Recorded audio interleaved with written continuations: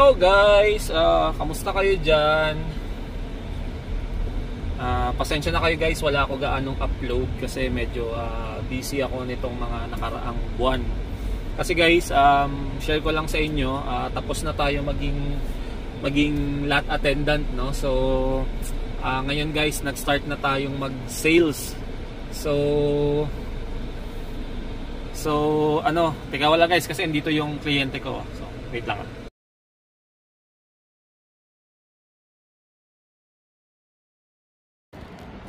So yun na nga guys, naputol yung ano ko, no, yung vlog ko kasi biglang lumabas si Gian, yung may-ari ng sasakyan na nabenta ko guys. Ayun guys, ano na nga tayo, no, sales na tayo.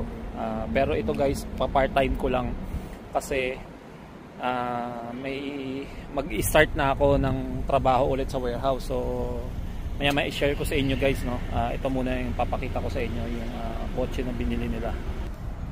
Andito na ako guys sa ano ulit sa dealership, no. So yan ang binili nila, 2024 model. Tapos ang tinakbo niya 29 kilometers.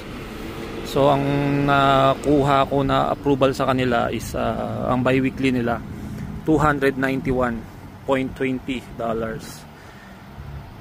So ayan guys, sobrang solid kasi bagong dating din dito sa amin. Ayun yung loob. Hindi ko pa ibibigay sa kanila guys, pinapirma ko lang sila ng contract, no. Bali 5-seater siya. Pinapirma ko lang muna ng contract kasi lilinisin pa to, ipo-full detail pa yung labas tsaka loob. Ayan.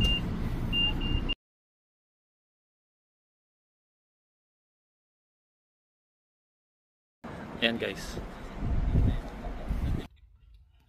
Ayan guys, yung ano nila, binili nilang sasakyan, no. So sila guys yung kauna-unahan kong client as sales.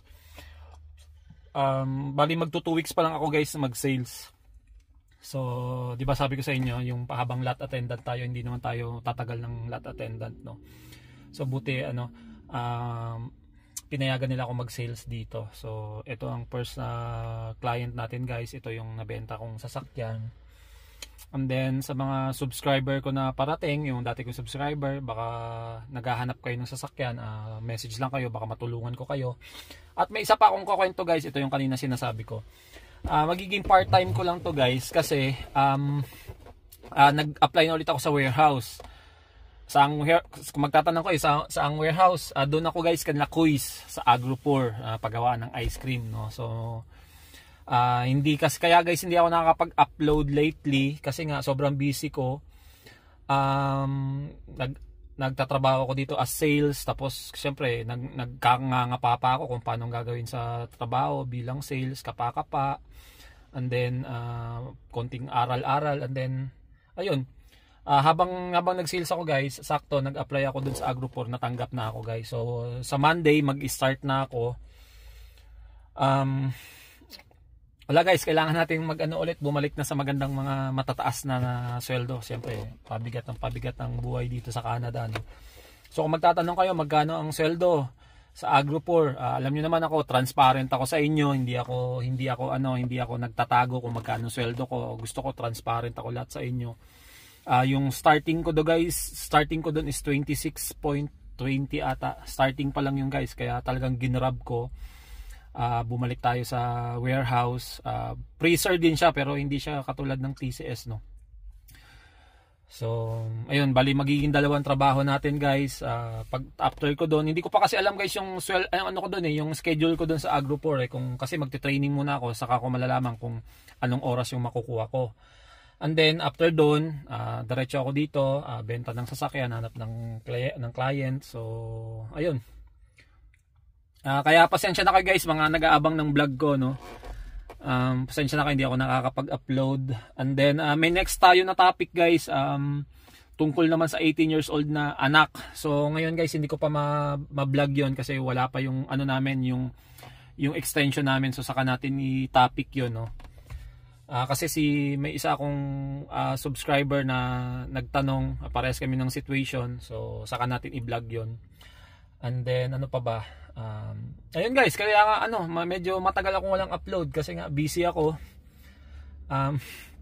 Kasi mahirap din yung sales guys mahirap din pag-aralan Alam niyo naman sa sales, hindi naman kalakihan yung kita ng sales, 'di ba? So hindi porke nasa sales ka is malaki kita mo. Depende guys sa ano, depende sa client mo or sa usapan niyo ng may-ari. So ayun guys, thankful ako na nakatulong ako ng isang naghahanap ng sasakyan. Yung kliyente ko na yung guys, galing sila ng Toronto, lumipat sila dito sa Edmonton. So first car nila yon. So sa akin siya lumapit. Ayun, thanks God naman na nakakuha kami ng approval sa mababang presyo. Pero nyo guys, 291 lang. So yung mga kailangan sasakyan dyan, try nyo sa akin guys. Try nyo mag-message kayo sa akin. Baka mapa-approve ko kayo sa bangko, and then mabigyan namin kayo ng ganitong klaseng sasakyan guys. Kahit brand new or used. So ayun guys, asinare ko lang sa inyo. Kasi nga tagal natin walang upload no. So paano guys, trabaho muna ako, nakabalik na ako dito, tapos na sila papirmay ng kontrata. So lilinisin na lang tong sasakyan, labas loob, and then papalitan yung salamin, and then hindi ko pa alam kasi may rock chip yung salamin guys at saka kailangan pa inspection to no. So paano guys, hanggang dito na lang yung vlog ko no. Thank you sa panonood nyo ulit.